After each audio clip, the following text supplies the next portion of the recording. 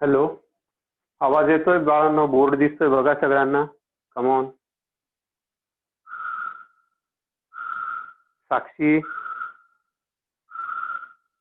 Rutuja, board दिसतोय का बेटा? बोला, दिसतंय सर. सांगा मला. व्हेरी गुड, चालेल. स्टार्ट करायचं आपण. तुमचं कॉलेज नसतं का?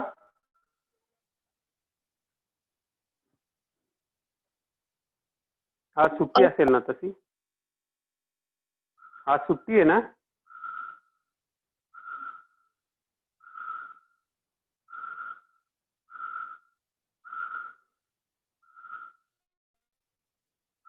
आपण कालपासून रिप्रोडक्शनवर बोलायला सुरुवात केलेली आहे. आपण काल बेसिक कन्सेप्ट काही समजून घेतल्या की डिप्लॉइड सेल काय असतात, हॅप्लॉइड सेल काय असतात, मेलमध्ये प्रायमरी रिप्रोडक्टिव्ह ऑर्गन्स काय असतात, सेक्स ऑर्गन्स काय असतात, आणि फिमेल्समध्ये प्रायमरी सेक्स ऑर्गन काय असतात, त्यांच्यामध्ये कशा पद्धतीने गॅमेट फॉर्मेशन होतं याच्याबद्दल काल आपण चर्चा करत होतो. त्याचा बेसिक फंडा जो आहे, बेसिक कन्सेप्ट जी ती आपण समजून घेतली की कशा पद्धतीने हॅप्लॉइड सेल्स तयार होतात. हॅप्लॉइड आणि डिप्लॉइड सगळ्यांना क्लिअर आहे का? बोला बरं. हॅप्लॉइड म्हणजे काय आणि डिप्लॉइड म्हणजे काय? कोण सांगतं मला? कमॉन. जेव्हा मी हॅप्लॉइड सेल म्हणेल तेव्हा तुम्ही काय समजाल? बोला, पटपट पटपट बोला. मुलांना पटकन बोला, मुलींना बोला. गमिट्स. चालू ठेव, ऑडिओ चालू ठेव, बोल माझ्याशी. Come on. Haploid cell means gametes. हा, गॅमेट्स. आणखी काय सांगू शकता तुम्ही?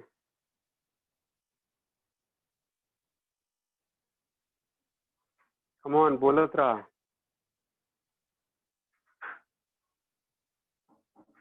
हॅप्लॉइड सेल म्हणजे काय?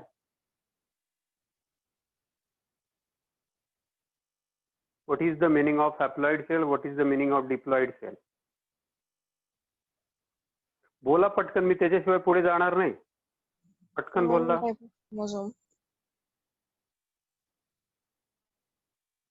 हॅप्लॉइड सेलचा अर्थ तुम्ही काय घेता? तुम्हाला कधी कसा कळेल बेटा? जर तुम्ही बोलले नाही तुम्हाला कसं कळेल की तुम्हाला समजलं का नाही?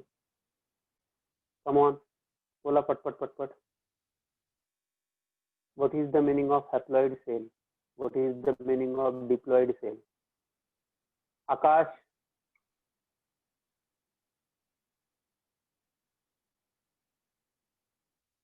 समजलं का नाही समजलं तुम्हाला हॅप्लॉइड डिप्लॉइड?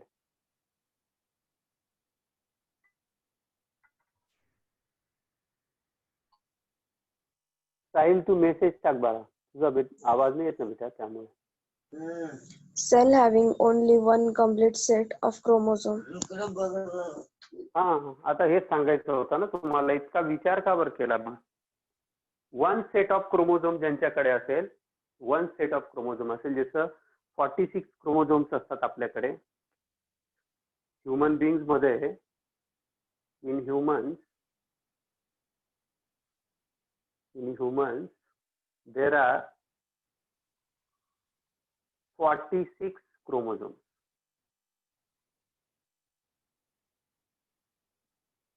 ह्युमन्स मध्ये 46 क्रोमोझोम्स असतात. म्हणजे किती असतात? 23 पेअर्स असतात. जर या 23 पेअर्स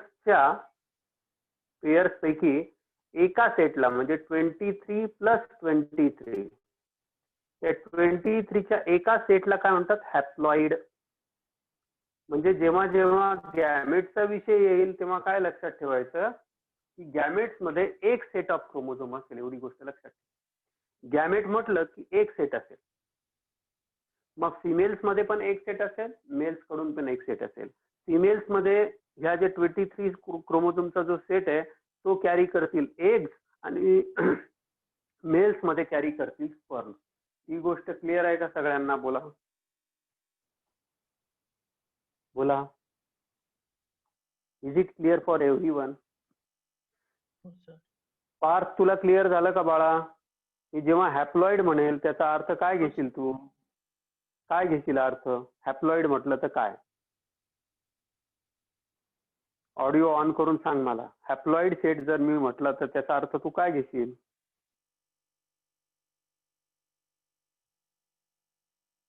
एग मध्ये किती आणि स्पर्म मध्ये किती क्रोमोझोम असतील असा माझा क्वेश्चन. सांग आता पार्थ. 23. हा 23 असतील, बरोबर. 23 चा एक सेट असेल. म्हणजे स्पर्म असतील तर स्पर्म मध्ये 23 असतील आणि एग असतील तर एग मध्ये पण 23 असतील. जेव्हा 23 फ्यूज होतील तेव्हा काय बनेल? झायगोट. आणि झायगोट कडे किती असतील मग? 46. आणि याच्यामध्ये डिव्हिजन होते, याच्यामध्ये मायटोसिस होतं. म्हणजे एका सेलच्या 2 सेल होतात आणि त्याच्यापासून पूर्ण बॉडी बनते. आणि आपण 23 ला एक एन मानतो आणि दुसऱ्या 23 ला दुसरा एन मानतो. N plus n is equal to 2n. सगळ्यांना क्लिअर आहे का?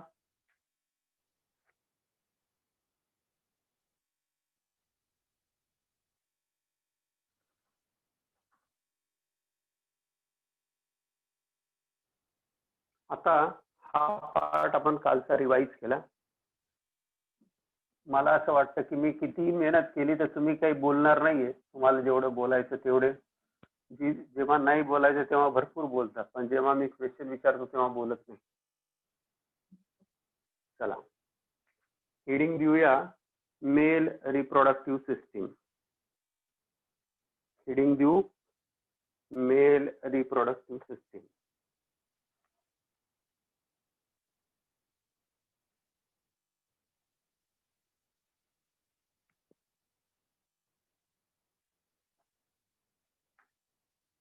Male reproductive system.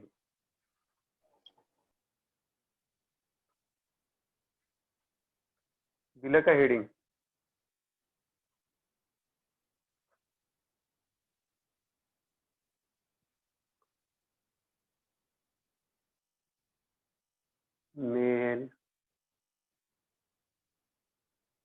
मेलचा सिम्बॉल असा असतो, मेल रिप्रोडक्टिव्ह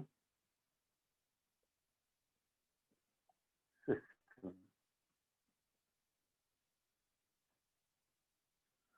जेव्हा आपण फिमेल रिप्रोडक्टिव्ह सिस्टीम शिकू तेव्हा फिमेलचे रिप्रोडक्टिव्ह कॅरेक्टर्स आपण शिकू. मेल रिप्रोडक्टिव्ह सिस्टीम मध्ये आपल्याला काही गोष्टी समजून घ्यायच्या आहेत. त्याच्यात पहिल्यांदा आपण विचार करणार आहोत secondary sexual character. Secondary sexual character.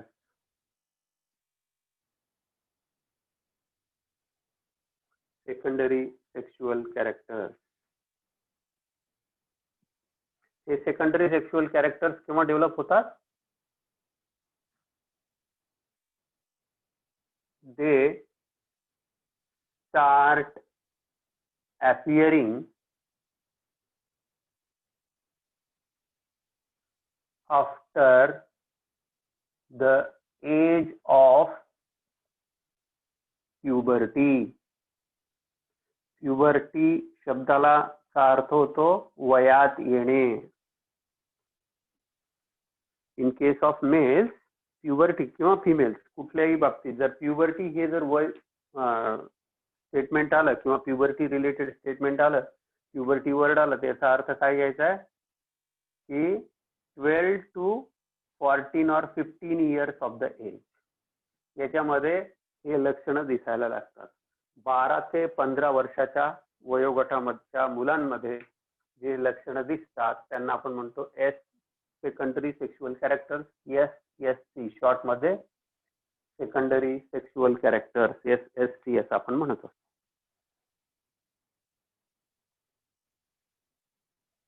Okay, so will start की 12 ते 15 वयोगट जो असतो त्याच्यामध्ये काय होतं ते आपल्याला समजून घ्यावं लागेल.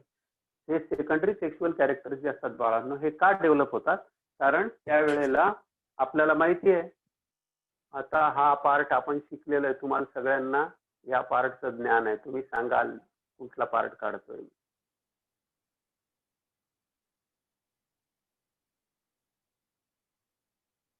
कोणता पार्ट आहे हा सांगा. What is this?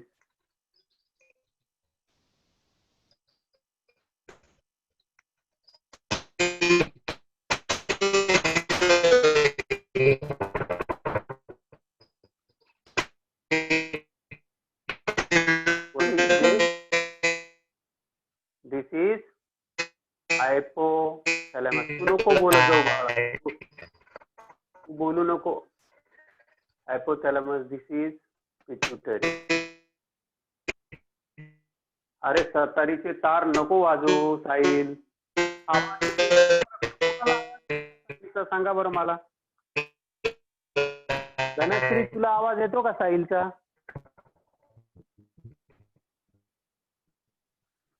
कमॉन, कोणाला आवाज येतो? साहिल जेव्हा बोलतो तेव्हा आवाज येतो का? बोला बरं. पार तुला येतो का आवाज? येतो का आवाज? येतो? मला तर नाहीये. मला येतो का कोणा? नाही सर, नाही. बघा तो बोलला का? हा, कोणालाच आवाज येत नाही. कोणालाच आवाज येत नाही आणि अननेसेसरीली त्याची इच्छा खूप असते उत्तर द्यायची. त्याला येत असतं बिचाऱ्याला. त्याचा प्रॉब्लेम त्याला मी त्यामुळे सांगतो की तू मेसेज करत जा. ठीक आहे. तर हायपोथॅलॅमस, पिट्युटरी. हायपोथॅलॅमस मधून काय रिलीज केलं जाईल? जेव्हा प्युबर्टीचं एज होतं तेव्हा काय रिलीज केलं जातं? कोण सांगतं? मेसेज टाकत जा पटपट पटपट.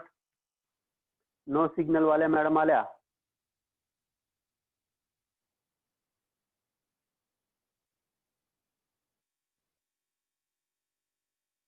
काय सिक्रेट केलं जातं? GnRH. काय अर्थ झाला? तन्मय, काय अर्थ झाला? तन्मय, उशीर का बरं झाला रे तुला? कमॉन तन्मय, उशीर का झाला बाळा? ऑडिओ ऑन करून सांग मला. बघ तुझा आवाज येतो का बघतो मी. चल बोल पटकन. पूर्वा, तू पुन्हा आज उशिरा आलेली आहे.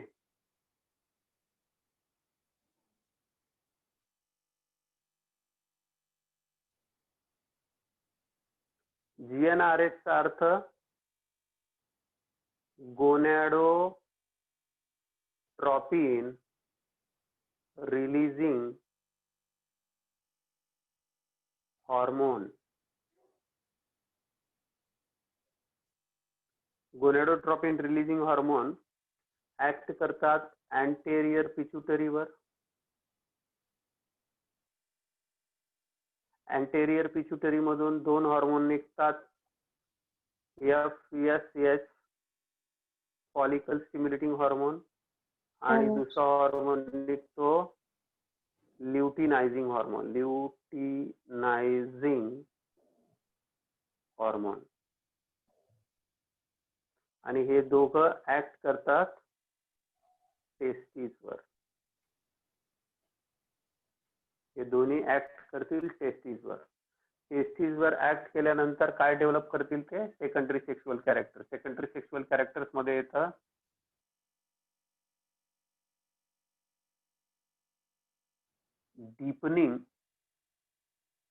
Deepening of voice. आवाज बदलतो. मुलांचा आवाज घोगरा होतो, जड होतो. Deepening of voice. त्याच्यानंतर ब्रॉडनिंग ऑफ चेस्ट. त्याच्यानंतर development of axial pubic and hairs on chest and all over body. ज्या वेळेला गोनॅडोट्रॉपिन रिलीजिंग हॉर्मोन रिलीज केला जाईल. त्याचा परिणाम कशावर होईल? अँटेरियर पिट्युटरीवर. अँटेरियर पिट्युटरी काय सिक्रेट करतील? फॉलिकल स्टिम्युलेटिंग हॉर्मोन आणि ल्युटिनायझिंग हॉर्मोन. यांचा परिणाम कशावर होईल? टेस्टिसवर होतो. आणि टेस्टिसमुळे तिथून काय प्रोड्यूस केले जातात? हॉर्मोन प्रोड्यूस केले जातात. त्या हॉर्मोनचं नाव आहे, ग्रुप ऑफ हॉर्मोन्स आहेत ते, त्या सगळ्यांना आपण एकत्रित म्हणतो अँड्रोजेन. आणि ह्या अँड्रोजेन्स मध्ये सगळ्यात महत्वाचा अँड्रोजेन आहे, सगळ्यात जास्त प्रमाणात सिक्रेट होणारा अँड्रोजेन आहे टेस्टोस्टिरॉन. आणि हेच टेस्टोस्टिरॉन जेव्हा येतं तेव्हा टेस्टोस्टिरॉन सिक्रेट झाल्यानंतर बाळांनो काय होतं की हे सेकंडरी सेक्शुअल कॅरेक्टर जे मी लिहितोय इथं ते डेव्हलप व्हायला लागतात. आणि याच्यातलं पुढचं जे डेव्हलप होतं त्याचं पुढच्यांचं नाव लिहा. पुढचं कॅरेक्टर डेव्हलप होतं that is development of the size and shape of genital organs.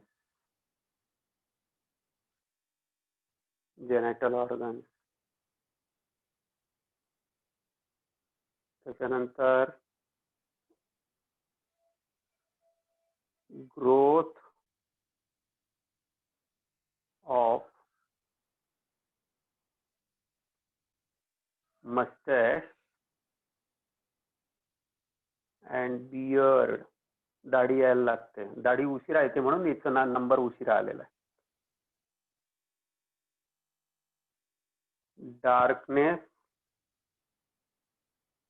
darkened scrotal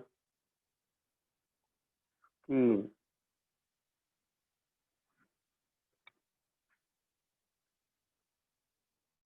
Production of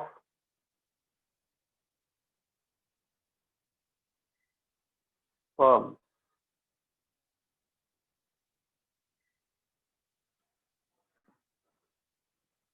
अशा पद्धतीने या आवाजात चेंज का बरं होतो? Due to Adam's apple. that is enlargement of larynx.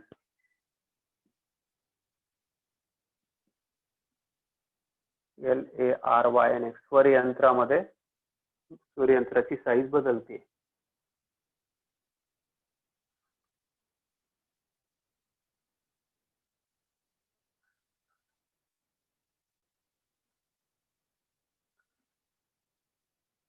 प्युबर्टीचा आधीचा जो काळ असतो, एका ह्युमन बिंगला जर डिस्क्राईब करायचं असेल तर आपण त्याच्या लाईफचे 2 पार्ट करतो. मेल असो की फिमेल, एक ह्युमन बिंग जर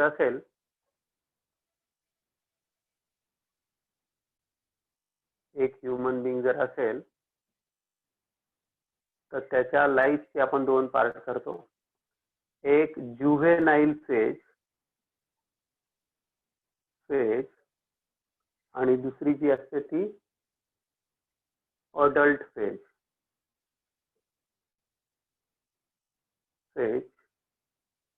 अडल्ट फेजच्या आधी अडोलसंट होतो.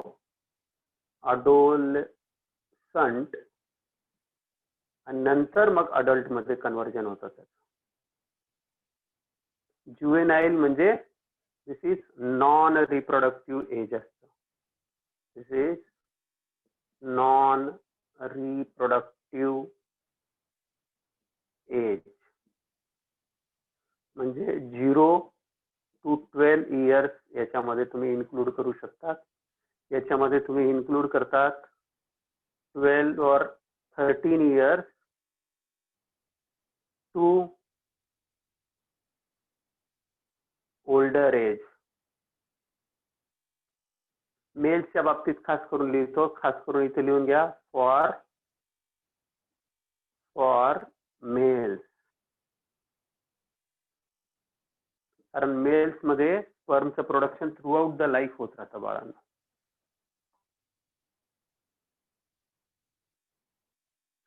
लिहून झालं का? हे लिहून झालं सगळ्यांचं? कम ऑन, बोला पटकन. मी जे बोर्डवर लिहिलंय लिहून झालं का? Yes, sir. साहिल तू थांब, पाठवत जा बाळा. तन्मय लिहून झालं का? तू पण थांब, पाठव. तुझ्या आवाजात प्रॉब्लेम असला, आज मी बोलतो तुझ्या पप्पांशी.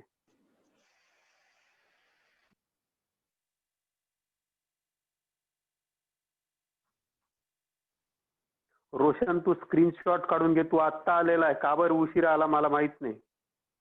सर बहिणीचं लेक्चर चालू होतं. बर,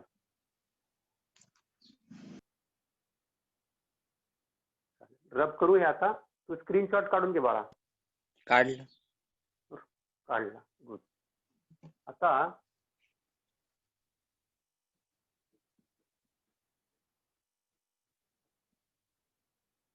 मेल्स मध्ये आपल्याला जे कॅरेक्टरिस्टिक्स दिसतात त्यांच्याबद्दल आपण चर्चा केली. त्यांना आपण म्हणतो secondary sexual characters. Secondary sexual characters म्हणजे त्याच्यानंतर आपल्याला मेल आणि फिमेल आयडेंटिफाय करता येतात. मेल आणि फिमेल वेगवेगळं असणं. काही ठिकाणी काही ॲनिमल्स असे असतात की ज्यांच्यामध्ये मेल आणि फिमेल असे वेगळे पार्ट्स असतात. ते अशा ॲनिमल्सला आपण काय म्हणतो? बायसेक्सुअल ॲनिमल्स और हर्मॅफ्रोडाईट म्हणतो. काय वर्ड यूज करतो बाळांनो? हर्मॅफ्रोडाईट. काल वर्ड सांगितलं होतं मी, हर्मॅफ्रोडाईट. हर्मॅफ्रोडाईट और बायसेक्सुअल ॲनिमल. पण ह्युमन बिंग्स कसे आहेत बाळांनो? युनिसेक्सुअल आहे. Humans R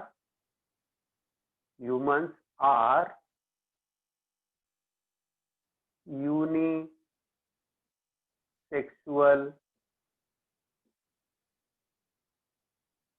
animals. Unisexual animals. Humans कसे आहेत? युनिसेक्सुअल आहेत.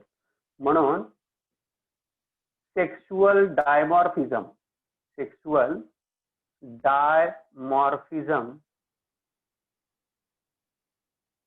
is clearly observed in humans. डायमॉर्फिझमचा अर्थ होतो, di means two, formism, morphism means form. दोन वेगवेगळे, स्त्रीला आणि पुरुषाला तुम्ही सहज ओळखू शकता. स्त्री आणि पुरुष तुम्ही इझिली आयडेंटिफाय करू शकतात. That word means, this is the meaning of the word, की तुम्ही you can simply identify this is male and this is female due to secondary sexual characters. secondary sexual characters म्हणजे काय?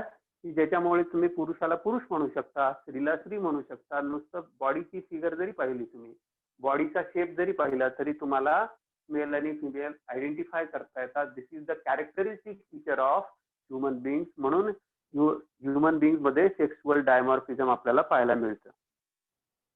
आता आपण male reproductive system बद्दल बोलूया.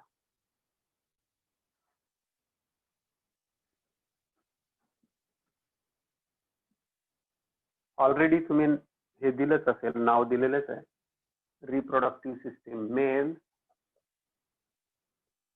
Reproductive system. आता हे आपल्याला कळलं की मेल्स मध्ये सेक्शुअल कॅरेक्टर्स केव्हा डेव्हलप होतात आणि काही का बरं डेव्हलप होतात.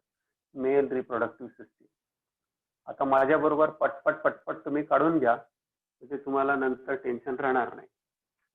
आता सगळ्यात पहिले काय काढायचं असतं? बरेच मुलं हे डायग्राम बघून घाबरून जातात. बिलकुल घाबरायचं नाही आणि घाबरण्याचं काही कारण नाही. तर सगळ्यात पहिले काय काढायचं ते सांगतो तुम्हाला. सगळ्यात पहिले काढायचं आहे युरिनरी ब्लॅडर काढायचं बाळा. हे युरिनरी ब्लॅडर काढून घ्यायचं. आपल्याला कन्सेप्ट समजणं महत्वाची असते. युरिनरी ब्लॅडर काढायचं.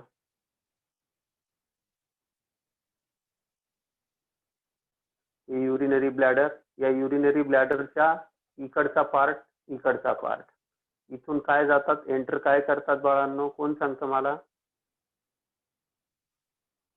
इथून काय एंटर करेल? बोला. या स्ट्रक्चरचं नाव सांगा. साक्षी,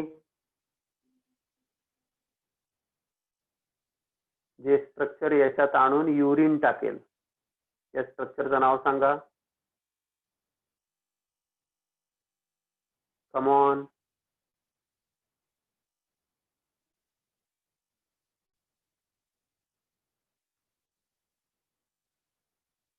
बोला. साक्षी, पूर्वा, तुम्ही मागच्या वर्षी या लेक्चर केलेले आहेत बाळांनो. हे यवतमाळचे वर्ध्याचे मुलं यांना नाही माहिती, पण तुम्हाला माहिती आहे. रोशन काय म्हणतात याला? याला काय म्हणायचं बाळांना? हे युरिनरी ब्लॅडर आहे. हे काय आहे? हे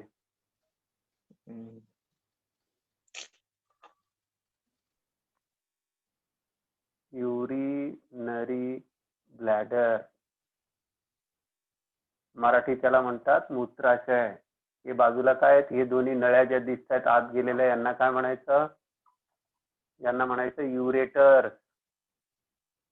या कुठून येत असतात? कोण सांगतं मला? या कुठून येतात? साक्षी, कुठून येतात त्या युरेटर?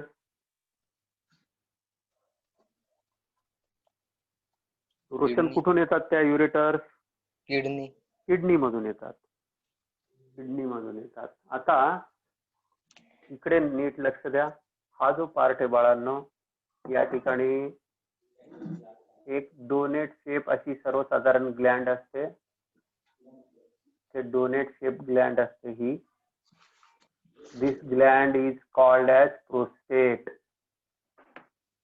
हिला काय म्हणायचं? Prostate gland. या प्रोस्टेट ग्लँडच्या खाली छोट्या छोट्या दोन ग्लँड्स असतात या ठिकाणी. बघा, मी सिम्पलेस्ट वेने तुम्हाला काढून दाखवतोय, नीट समजून घ्या. या छोट्या छोट्या दोन ग्लँड्स असतात. या ग्लँड्सला म्हणतात बल्बो युरेथ्रल ग्लँड. यांना दुसरं नाव आहे काउपर्स ग्लँड. Cowper's Gland. ठीक आहे. याच्यानंतर थोडस युरेथ्राला मोठं करतो. ऑडिओ लगेच बंद करून टाकायचा बाळा, कोणाचा तरी ऑडिओ चालू आहे. हा जो पार्ट आहे, हा जो पार्ट आहे, नीट लक्ष द्या.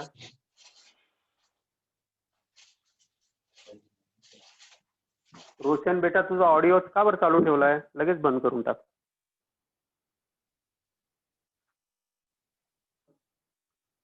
या ठिकाणी हा जो पार्ट आहे,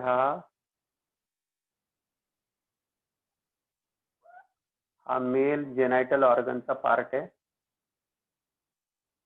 इथून हा जो पार्ट आहे,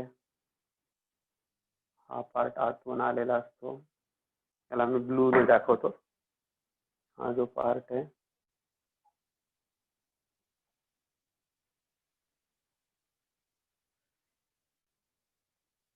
हा याचा पार्ट आहे म्हणून मी ब्लू ने दाखवतोय. तुम्हाला ब्लू दिसत नसेल, पण निदान एवढा अंदाज येईल की वेगळी शाही आहे. याच्या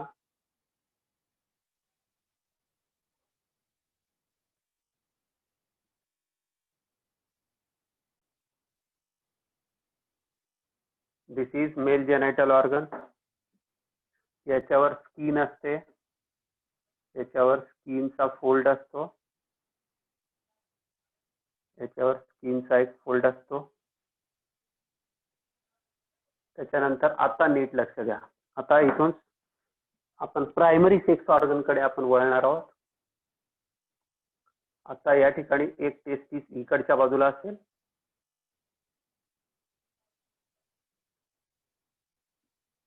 एक टेस्टिस या बाजूला असेल.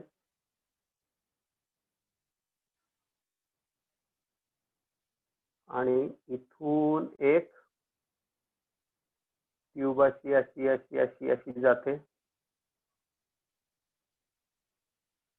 सिमिलरली या ठिकाणी एक ही असेल.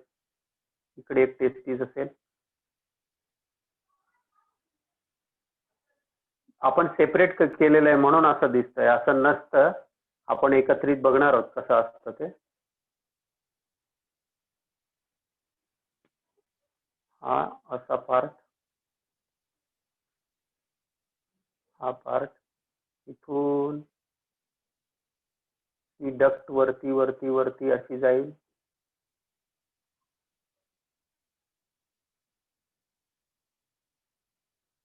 काढताय का सगळे माझ्या बरोबर?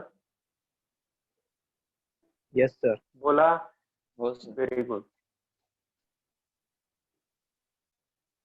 इथून असं इथे आले तुम्ही खाली. त्याच्यानंतर नीट लक्ष द्या, हा जो पार्ट आहे हा असाच्या असा खाली येतो, हा असाच्या असा खाली येतो या ठिकाणी. हा पार्ट इथून असा खाली येईल या ठिकाणी. ऍक्च्युअली हे आपण पुढे करून दाखवतोय, हे असतं पाठीमागच्या बाजूला, ह्याच्या ब्लॅडरच्या पाठीमागे असतं. आता इथे एक छोटंसं स्ट्रक्चर असतं,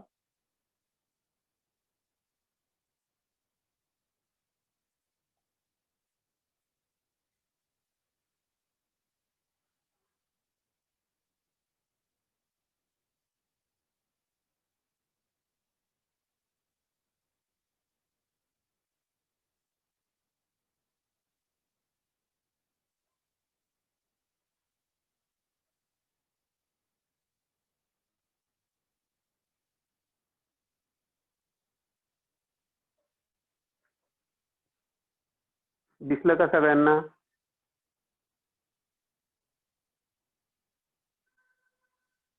हो सर. आता एकेकाला नाव देतोय मी. दिस पार्ट इज टेस्टिस, TESTIS. हे बघा, एक गोष्ट लक्षात ठेवा, जेव्हा मी TES असं लिहितो तेव्हा समजायचं की टू टेस्टिस बद्दल बोलतो आपण. दिस इज प्लुरल, टू टेस्टिस. जेव्हा TESTIS लिहितो त्याचा अर्थ होतो एका टेस्टिस बद्दल आपण लिहितो. हा जो फोल्डेड पार्ट आहे याला आपण म्हणतो एपिडिडायमिस, एपिडिडायमिस.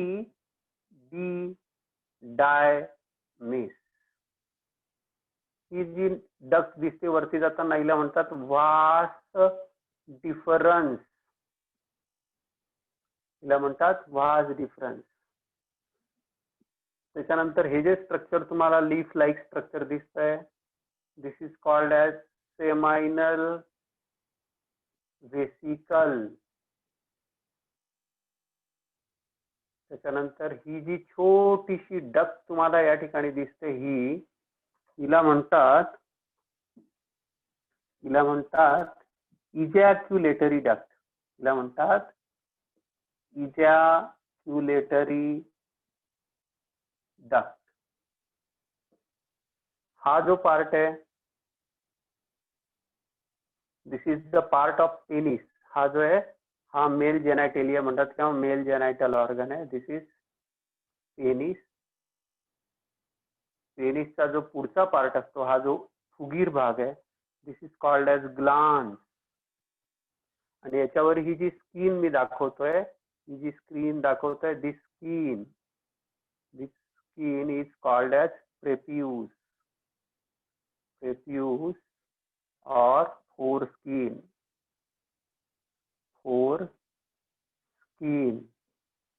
आणि हा जो पार्ट आहे ज्याच्यावर कव्हरिंग आहे, ज्याच्या आत टेस्टिस ठेवलेलं आहे, त्याला म्हणतात स्क्रोटम.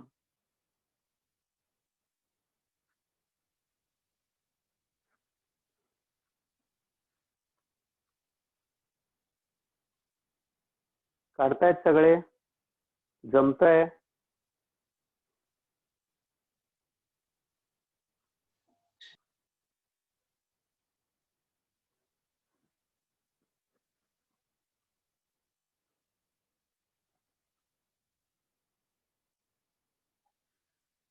आता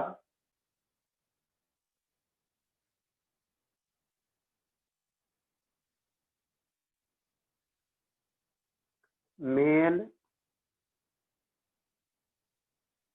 रिप्रोडक्टिव्ह सिस्टीमला आपण काय करतो, दोन पार्ट्स मध्ये डिवाइड करतो. Primary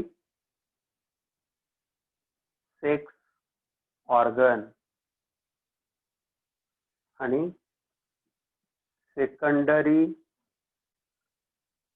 sex organs and glands. Gland. यालाच दुसरं म्हणतात ॲक्सेसरी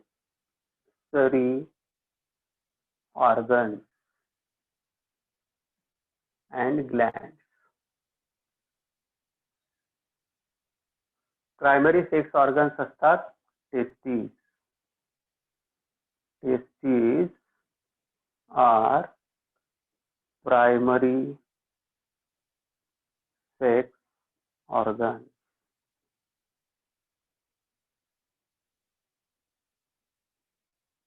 These are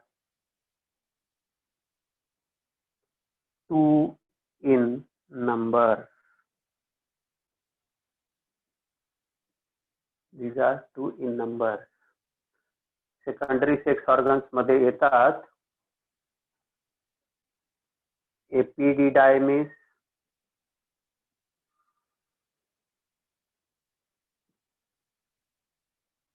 वास डिफरन्स. हा एक मधला पार्ट सांगायचा राहिला.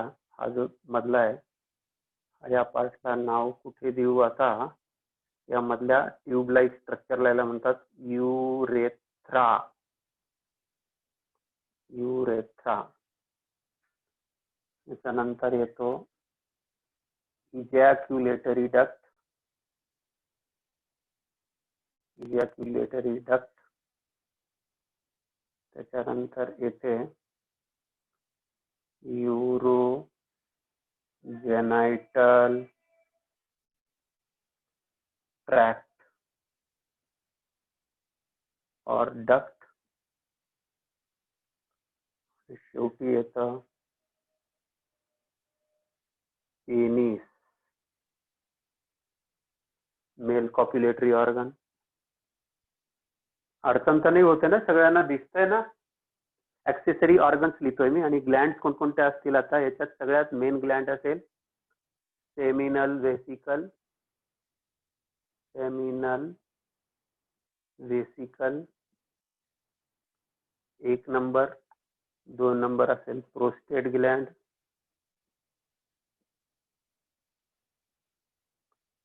आणि 3 नंबर असेल Cowper's Gland. Cowper's Gland.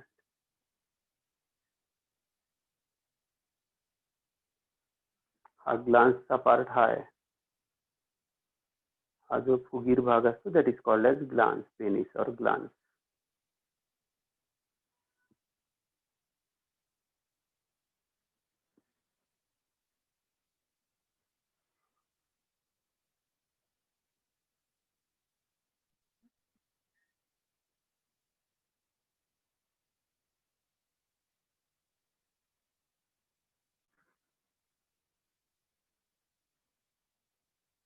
Oppo वाली काय नाव आहे ग तुझं?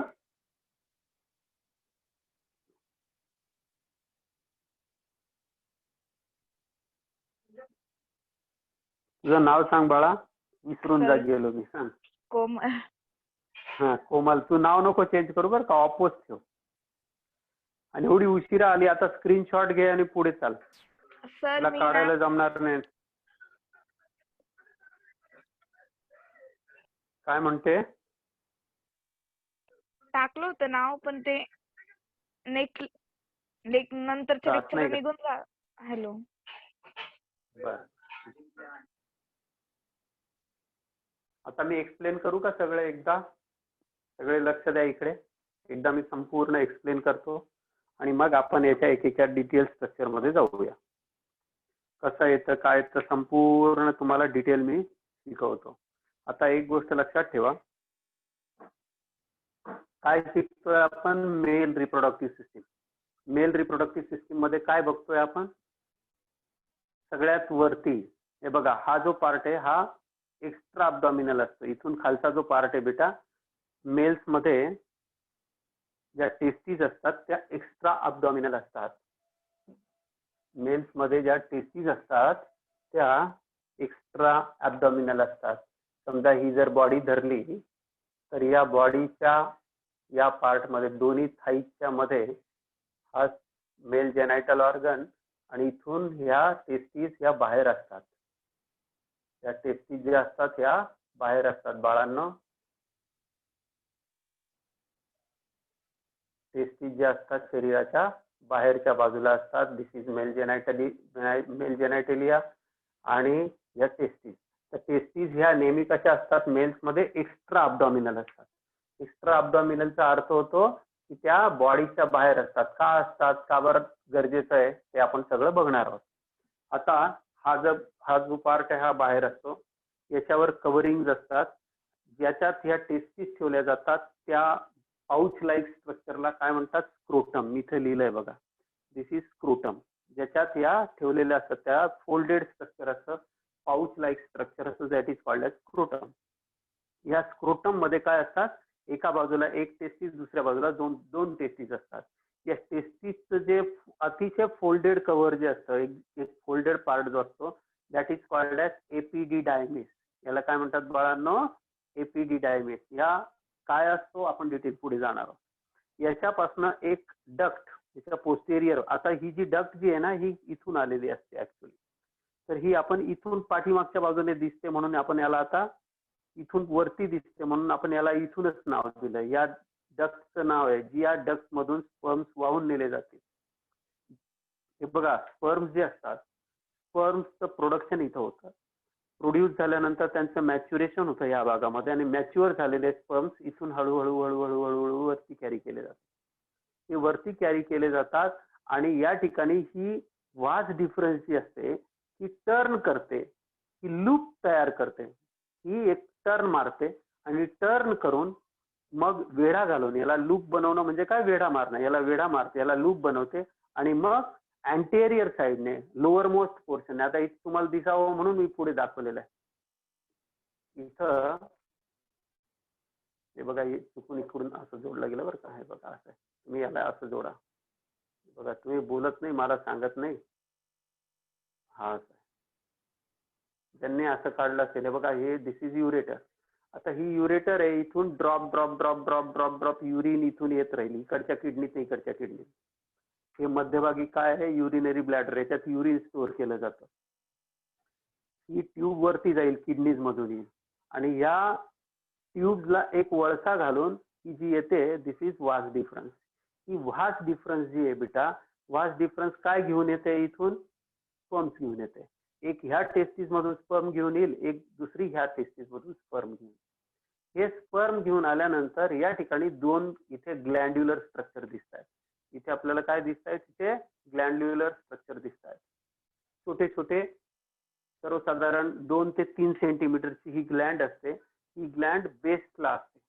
म्हणजे समजा जर युरिनरी ब्लॅडर अशा पद्धतीचा असेल तर याच्या ह्या कोपऱ्याला आणि ह्या कोपऱ्याला अशा पद्धतीने इथे आणि इथे एक एक सेमिनल व्हेसिकल असेल. हे नाव जरी याचं व्हेसिकल असलं तरी हे सिक्रिटरी स्ट्रक्चर आहे, ग्लँड लाईक स्ट्रक्चर आहे.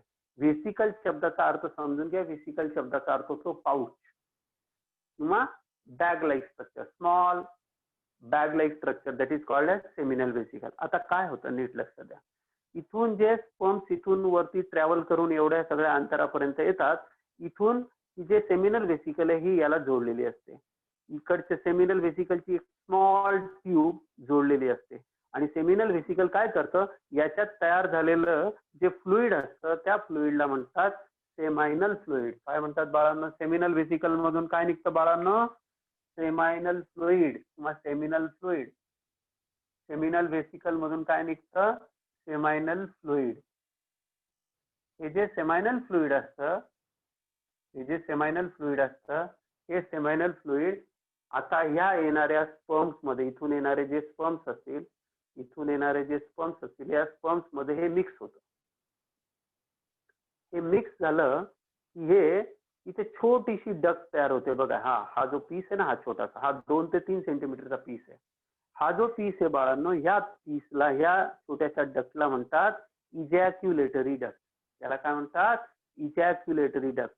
काही बुक्स मध्ये याला हे इथून दाखवलेलं आहे. It is also correct. म्हणजे याच्या काय म्हणतात, त्या प्रोस्टेट ग्लँडच्या मधून पण असं दाखवलेलं असतं.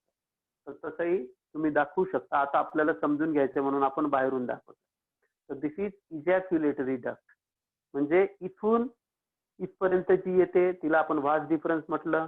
या आहेत टेस्टिसच्या बाहेर जे आहे pouch like structure that is called as scrotum. स्क्रोटमच्या आत आहे टेस्टिसच्या वरती जे फोल्डेड स्ट्रक्चर आहे that is called as epididymis. आणि त्या एपिडिडायमिसच्या लोअर मोस्ट पोर्शन मधून एक डक्ट निघालेली आहे, त्या डक्टचं नाव आहे वास डिफरन्स.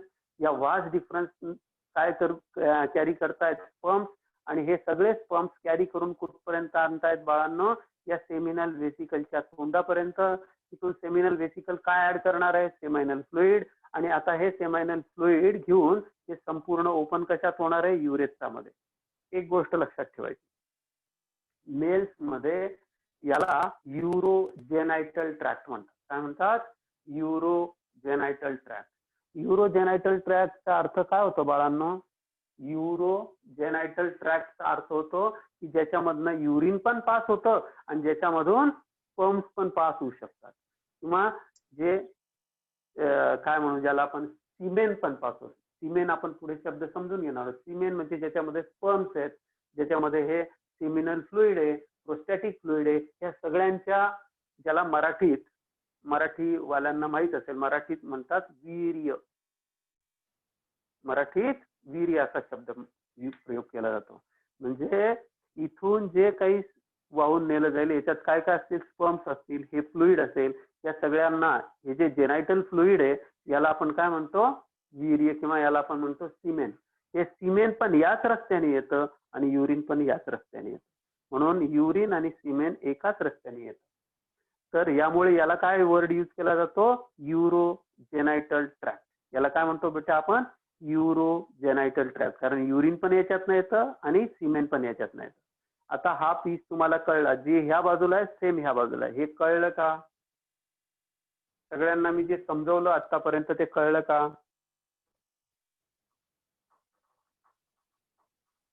कम ऑन, मी जे शिकवतोय कळतंय का सगळ्यांना? हो सर. येस. रोशनने थंब पाठवला. कोमलला आत्ताच जॉईन झालेली आहे. साहिल तुझा थंब. सपना बेटा तुला कळलं का? सपना लेंगुरे, साक्षी नागरे, तुम्ही थंब पाठवा. कमॉन, क्लिअर असेल तर पाठवा, जबरदस्ती नका पाठवू.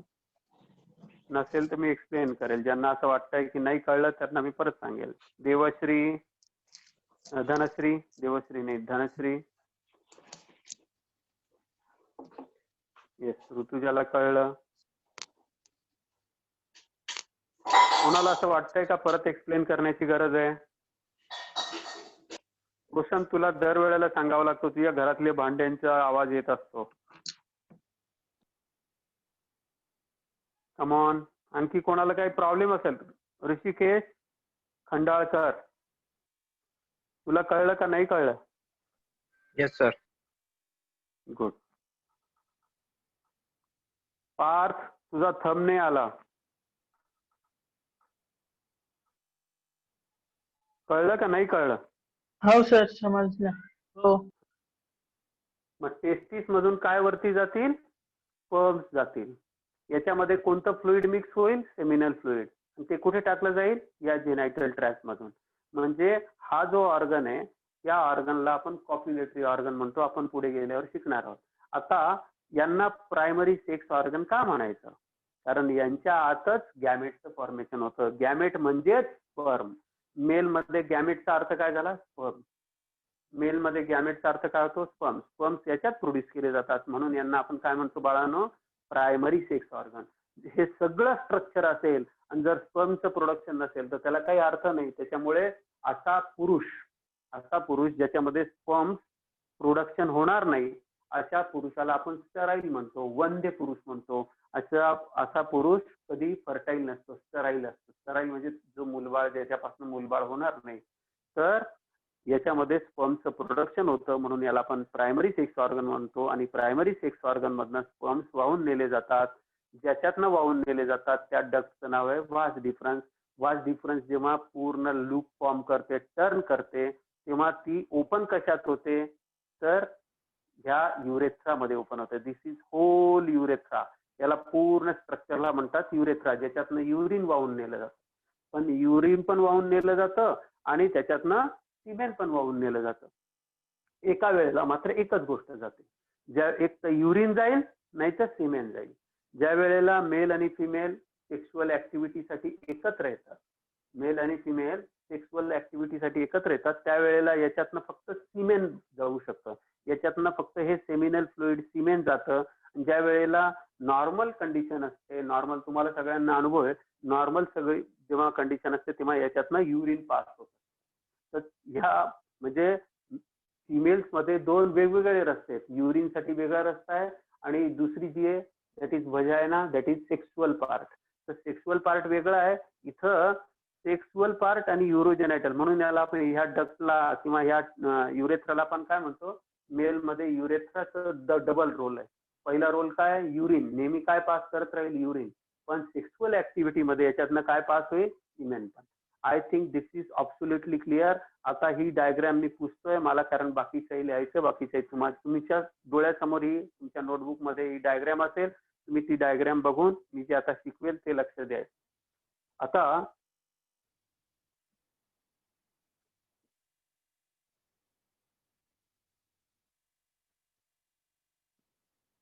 मेल रिप्रोडक्टिव्ह सिस्टीम जी आहे, मेल रिप्रोडक्टिव्ह सिस्टीम फॉर्म व्हायचं काम जे असतं ते बाळ ज्या दिवशी मेल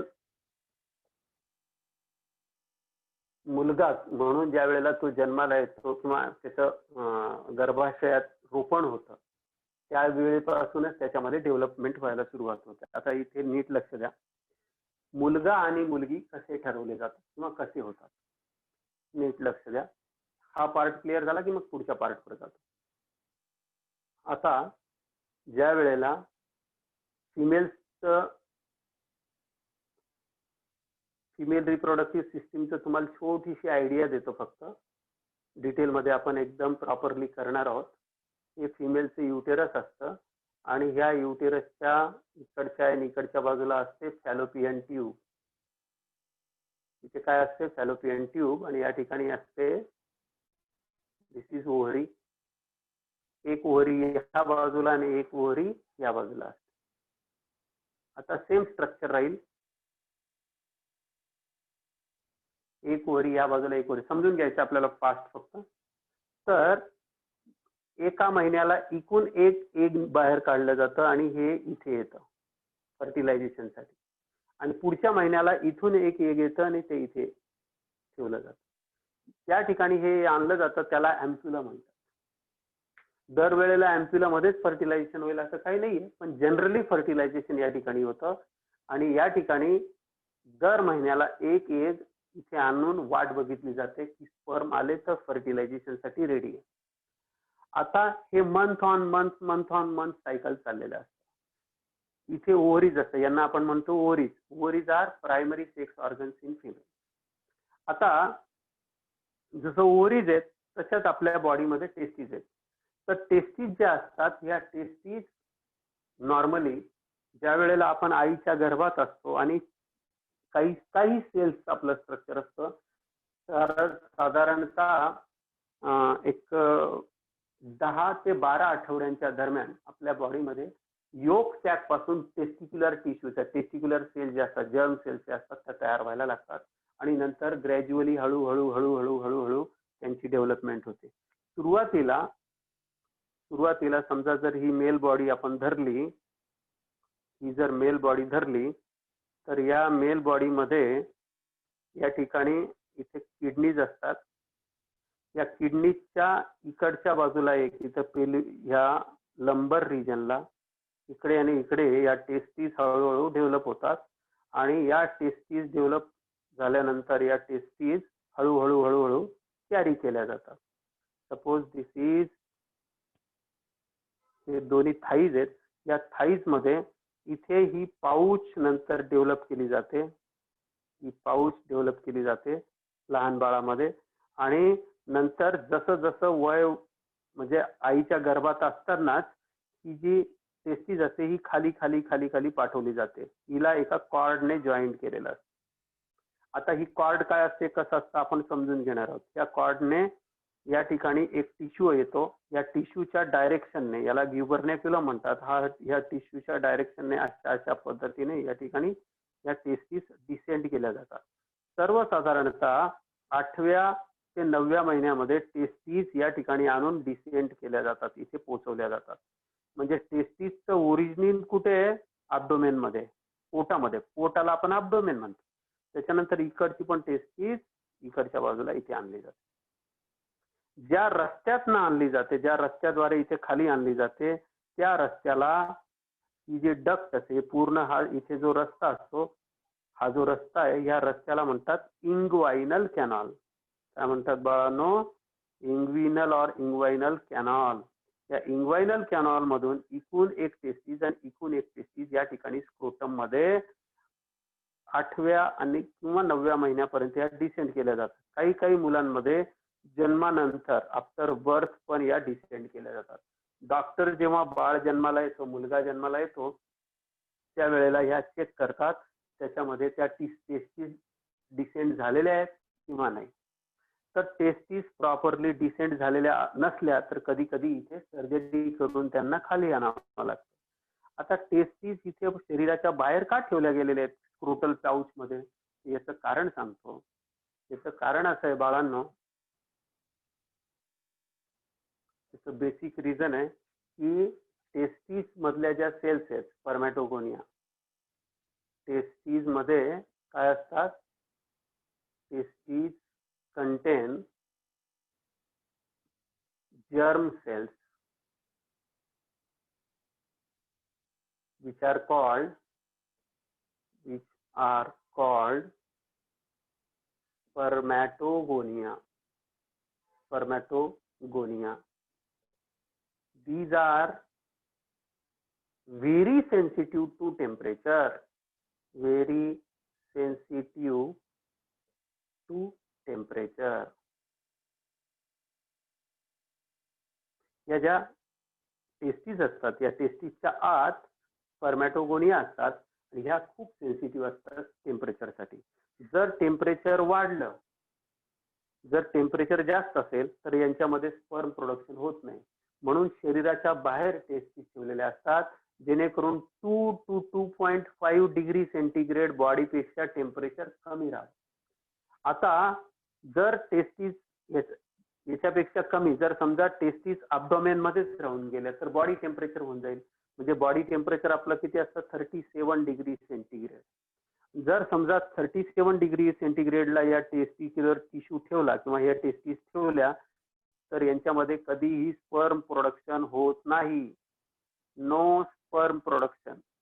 आणि स्पर्म प्रोडक्शन जर झालं नाही तर असा पुरुष त्याच्यामध्ये मेलचे सगळे कॅरेक्टर्स असतील, कारण टेस्टोस्टेरॉनला काही टेम्परेचरचं काम नाही, पण या सेल्स त्या टेम्परेचरला स्पर्मचं प्रोडक्शन करत नाही. असा पुरुष जो असतो तो स्टराईल गणला जातो. स्टराईल शब्दाचा अर्थ होतो ज्याच्यापासून मूलबाळ होऊ शकत नाही. अशा पुरुषाला आपण स्टराईल शब्द म्हणतो, स्टराईल वर्ड यूज करतो. ज्यांच्यापासून मूलबाळ होतात त्या अशा पुरुषाला आपण फर्टाईल वर्ड यूज करतो. मग असा पुरुष कसा होऊन जातो? स्टराईल होऊन जातो. म्हणून या टेस्टीज खाली आणणं गरजेचं असतं. आता हा पार्ट तुम्हाला कळलं आणि 2 गोष्टी शिकले तुम्ही. की पहिली गोष्ट ही शिकली की हे जे स्क्रोटल या स्ट्रक्चरला आपण म्हणतो स्क्रोटम. स्क्रोटम शरीराच्या बाहेर का आहे? तर त्याचं कारण असं आहे की स्पर्मचं प्रोडक्शन करण्यासाठी टेम्परेचर लागतं 2 to 2.5 डिग्री, म्हणजे 35 डिग्री किंवा 34.5 डिग्री सेंटीग्रेड टेम्परेचर लागतं, तरच याच्यात स्पर्म प्रोडक्शन होऊ शकतं. म्हणून testes are extra abdominal in males. ही गोष्ट लक्षात ठेवा. गिव्ह रिझन्स मध्ये असा क्वेश्चन विचारला जाऊ शकतो. तर spermatogonia are sensitive to temperature किंवा टेम्परेचर सेन्सिटिव्ह सेल्स असं तुम्ही लिहून घ्या. आय थिंक हा पार्ट क्लिअर झाला. हे कळलं का?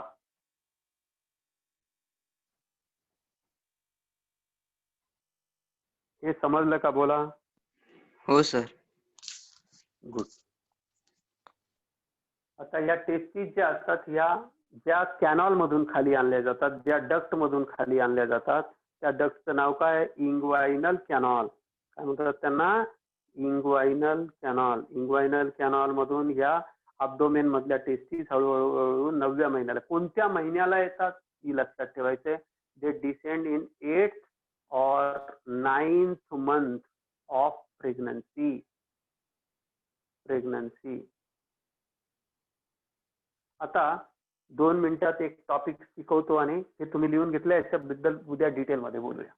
आता मेल आणि फिमेल कशा पद्धतीने डिसाईड होतात ते 2 मिनिटात एक्सप्लेन करतो. परत एकदा एक्सप्लेन करेल मी, पण आता इथे मुलगा का होतो त्याचं रिझन सांगतो. मेल्स मध्ये बाळांनो तुम्हाला माहिती आहे, पुरुषामध्ये कपॅसिटी असते की पुरुषातले स्पर्म्स जे असतात,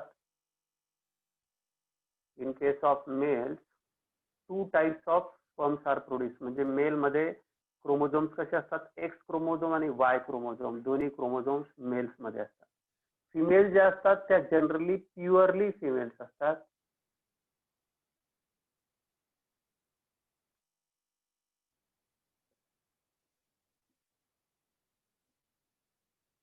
फिमेल ज्या असतात त्यांच्याकडे एकाच प्रकारचे क्रोमोझोम्स तयार होतात, दॅट इज एक्स एक्स. ज्या वेळेला गॅमेटचं फॉर्मेशन होतं, ज्या वेळेला इथून काय बनतात स्पर्म्स आणि इथून काय बनतात एग्स, यांच्यामध्ये आपल्याला माहिती आहे की 23 क्रोमोझोम्स असते.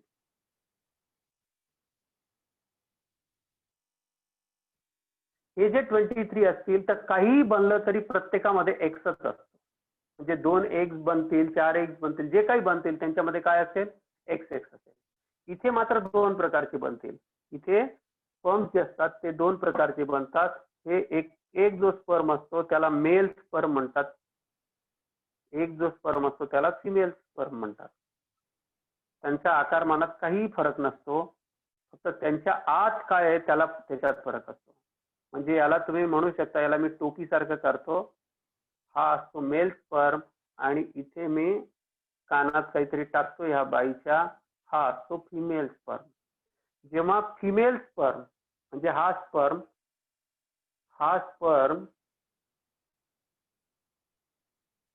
स्पर्म आणि हे एग यांचं फ्युजन होईल, या दोघांचं फ्युजन होईल, तेव्हा कन्या रत्नाचा जन्म होईल.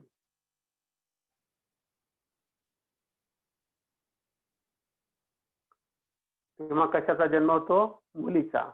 मग मुलीचा गर्भ राहतो.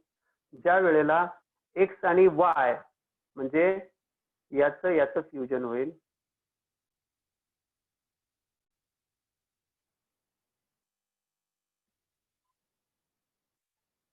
या दोघांचं फ्युजन होईल. इथं मी वाय लिहितो पहिल्यांदा, वाय महत्वाचा आहे. वायचं फ्युजन होईल, त्यावेळेला या दोघांच्या फ्युजन मधून जन्माला येतो मुलगा.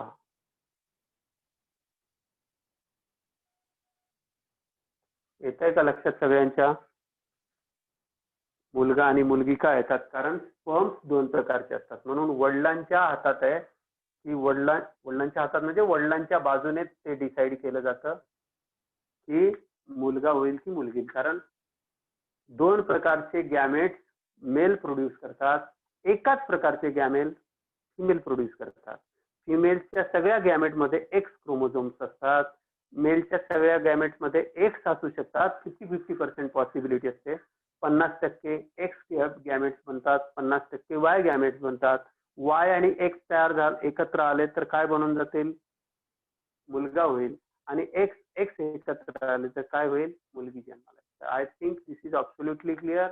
मुलगा आणि मुलगी कशा पद्धतीने. उद्या आपण समजून घेऊ की स्त्रियांमध्ये नसबंदी करतात म्हणजे काय करतात, पुरुषांमध्ये नसबंदी करतात म्हणजे काय करतात, स्पर्मचं प्रोडक्शन कसं होतं, ती जी पाऊच आहे त्याच्या डिटेलमध्ये जाऊ, कोणत्या ठिकाणी स्पर्मचं ऍक्च्युअल प्रोडक्शन होतं, कशा पद्धतीने होतं, हे सगळ्या गोष्टी आपण उद्या शिकणार आहोत. थँक्यू.